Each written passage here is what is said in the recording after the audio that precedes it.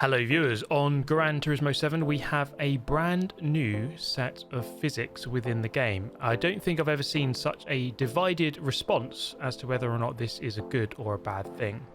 I decided to give it a test in a couple of different conditions to see for myself if this was good or if it was bad. Now we'll start off with that. Right there, you're probably wondering what on earth is going on there. This is the sandbus, and after this set of physics was added to the game, you can add quite an extreme setup, which results in this. The car flying promptly into the air, obviously not what Polyphony were intending for this update, but quite funny nevertheless. I reached a new personal top speed of over 1,000 miles an hour just there when I got flung up into the air. So this was actually more of just a humorous thing, to be honest.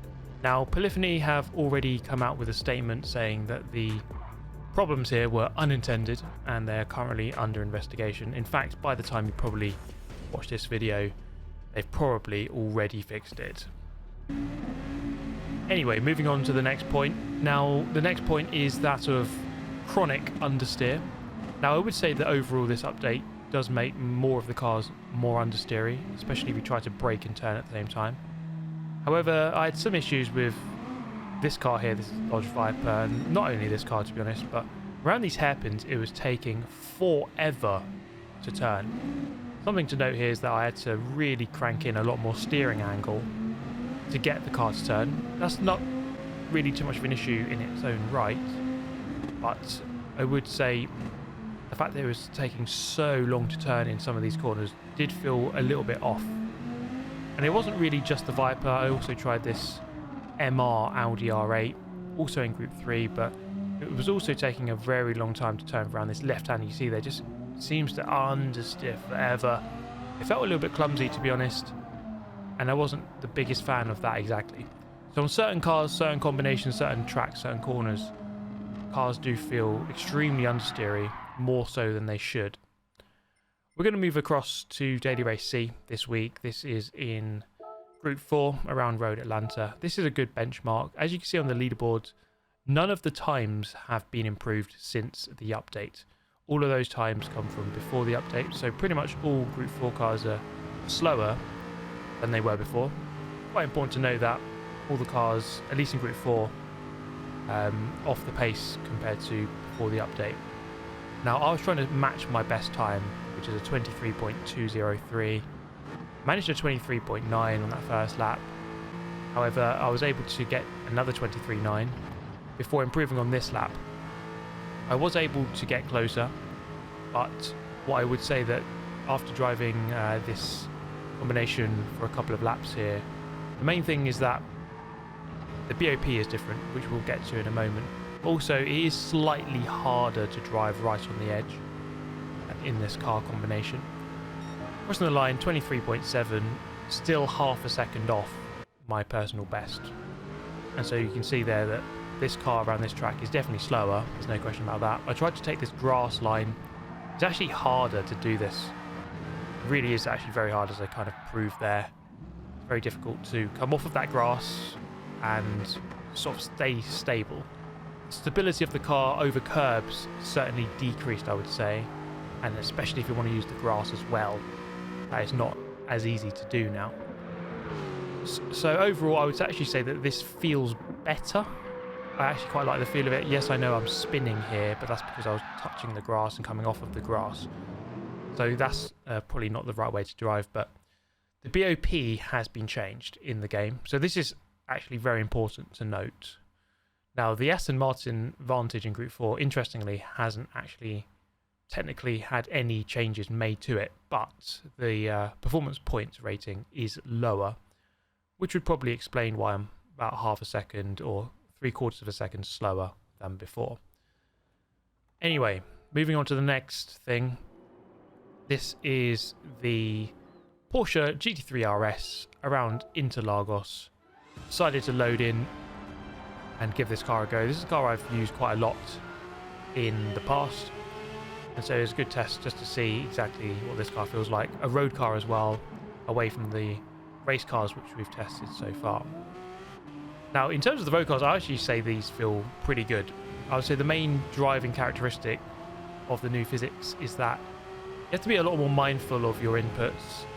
Especially, let's say, going into a big braking zone, you can't really crank in the steering at the same time. So trail braking is a lot harder to do. You have to kind of release the brake pedal and then, or at the same time, start turning in. So it's not easy to be right on the edge anymore. I would say it's a little bit harder to really push the car. You have to kind of underdrive it, especially on the brakes on the way into the corner. I kind of tested that here. I thought, right, let's do a lap where I just really crank in the steering. You can see that I'm kind of really steering very hard whilst braking, and it just completely understeers. And this is kind of just a very clear demonstration that that way of driving just will not work at all. You really do have to be a lot more measured with how you approach the corners. So I think you really need to consider braking in a straighter line and putting load into the car in a straighter line before you start turning. So that was the main thing I was kind of taking away from this session here. You can brute force the car in, but it doesn't feel nice, and it doesn't feel particularly quick. I did a license test as well. This was the A6 test, quite a heavy road car, slower road car. I quite like the feel of the road cars, to be honest, after this update. You can really feel the weight transfer, and they don't feel too cumbersome to drive, even if they are quite heavy like this car. And the key to the good lap time here was really not pushing on the brakes, not steering too much on the brakes, just letting the car brake in a straight line. Actually got quite a nice time there, 27.1, easily a gold. Moving across to the AMG Mercedes, a very powerful road car. Lots of power, not as good handling around deep forest. And this is going to be a car which, again, is going to be one that understeers a lot. However, it felt quite nice to me, if I'm honest. It turns in quite nicely. I say into a lot of these corners now, after this update, the car does turn in nicely. I like the way that you can feel that, especially as well with the way that the curbs feel. I would say that there's better road communication. I can feel what's going on underneath me a lot better than before. And that is partly with the improved force feedback. You see here, I misjudged this braking zone massively. Got it a little bit better on the second time around. But this is something that is definitely different. Just the braking distances within the game, I would say you definitely have to brake a little bit earlier than you did before. Maybe like 10%, 20%. So let's say normally braking at 100 meters, just add on 10, 20 meters to that. And that seems to be whereabouts you have to brake now. So braking is definitely different. It's definitely a key component of how to drive quickly post update. Anyway, moving on to the next thing. This was this week's Daily Race B, which is now dominated by the Supra. So unlike Daily Race C, Daily Race B has a new faster car, and everyone's driving in the Supra, which has benefited from a BOP change. Now, I must be honest that I didn't really like the feel of Group 3. We saw Group 3 earlier with the Dodge Viper and the R8 around Eiger Nordbahn, which understeered horrendously. And driving the Supra around here, I just had this very sort of dull, kind of vague feeling. It was really hard to describe because the Group 4 car around Road Atlanta felt nice. But this was a little bit off. Now, I got unlucky, started 10th on this race. So I got immediately dropped because of the positioning at the start there. It kind of turned into a time trial session. So you can see here, normally braking to the 150, you can't really trail that in as you normally would onto that curb. So confirming really that it is harder to trail brake and just carry the speed into the corner. You have to do it a little bit more considered or brake earlier. You see it again struggling on the entry to Lake Coombe, trail brake the car in to the apex. Just wasn't really going in at the point that I would normally do it before the update. So definitely having to change your driving style, which is kind of something that I was trying to do across the length of this race, to try to adjust to this car, the new physics, and this circuit. So it did feel a bit better as I got used to it, but I would still say that the overall handling feeling in Group 3 was I don't know, just a little bit off.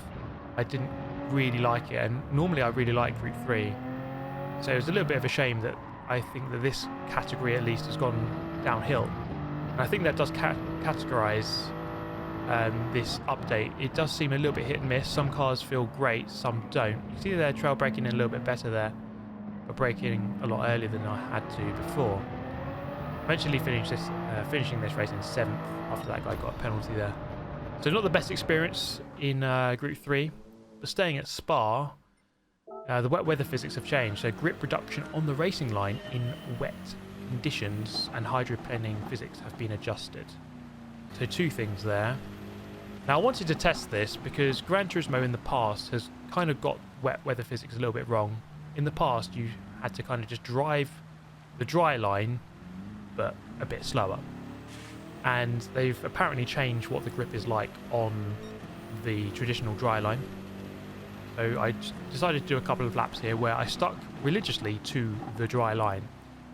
And it was actually incredibly difficult. There were so many moments like this where I would end up spinning really easily, losing control. It felt like I was barely putting any power down on the dry line, and then boom, you're round, you're in the wall. So that happened quite a lot of times on this lap. It was like 3-4 times on one lap alone.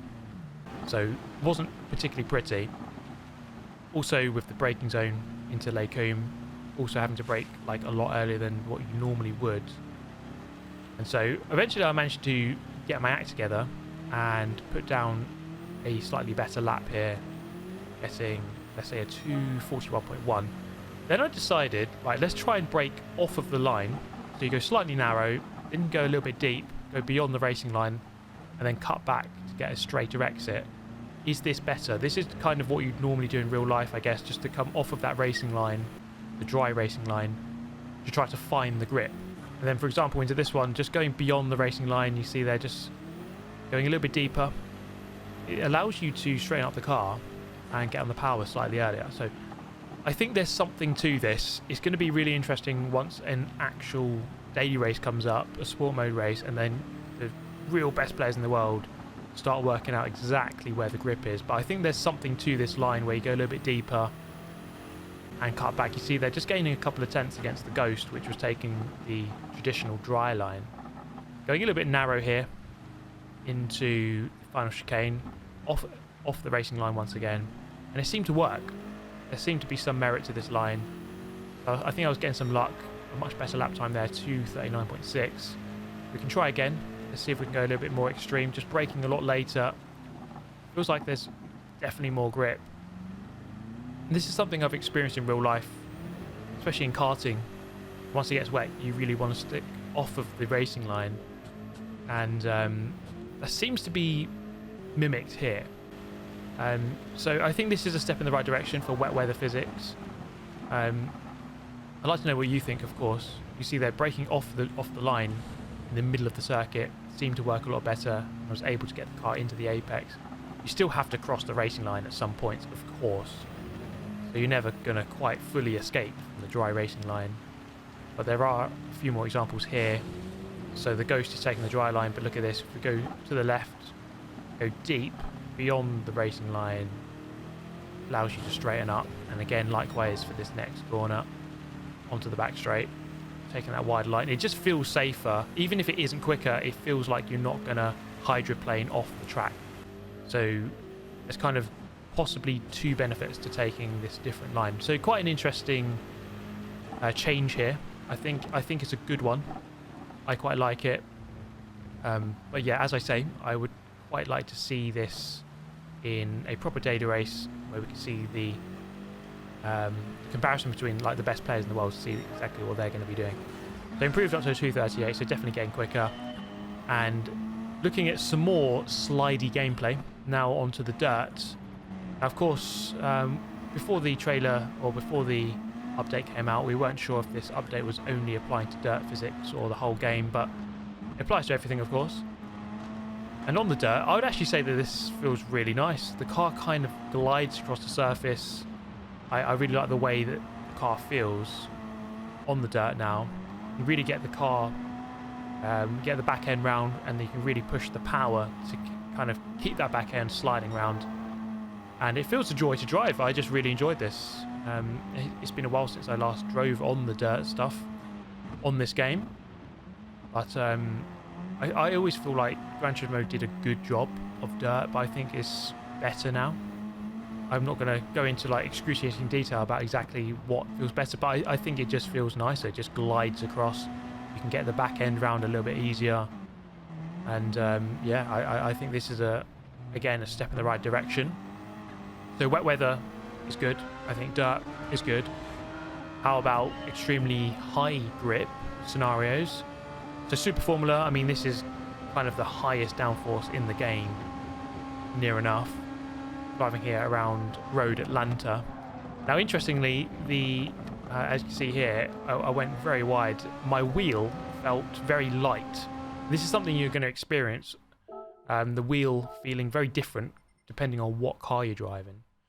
So I felt like I had to completely change the force feedback settings to 10-10, so all the way up. So that felt better. That felt better because this car felt very weak on the steering wheel. But I just decided to actually change it even more. So onto the tuning menu, putting the force feedback strength from 50, which is quite a lot already, now up to 60. So this is something interesting because it's not ideal to have to keep changing it between different cars. It's a little bit annoying, to be honest, because I did have to change it back for a different car later. But it did feel good on this setting. It felt quite strong. The detail was good. As I kind of spoke about earlier, the communication between the car and the road and the curbs feels more detailed now than it did before. So I think that's definitely in the right direction. I must say that I did have to update my Fanatec wheel, and then it felt better. So in conclusion, is this a step in the right direction for Gran Turismo's physics? Yes and no, I think the answer is. It's definitely a mixed bag. They've definitely got some things right and some things wrong. Dirt physics are good. I think wet weather is an improvement. There are definitely some examples where some cars just completely understeer and feel a little bit awful. Group 3 I didn't really like too much. Group 4 I think was better. I think road cars were better. So I think it's definitely mixed. I want to know what you guys think. Is it an improvement for you or not? Also, if you've got any advice or tips for anyone else who's watching this video in terms of wheel settings, things like that, then please do comment down below. Let's try and help each other out. Thank you so much for watching, guys. Thank you so much for watching. I will catch you next time. Goodbye.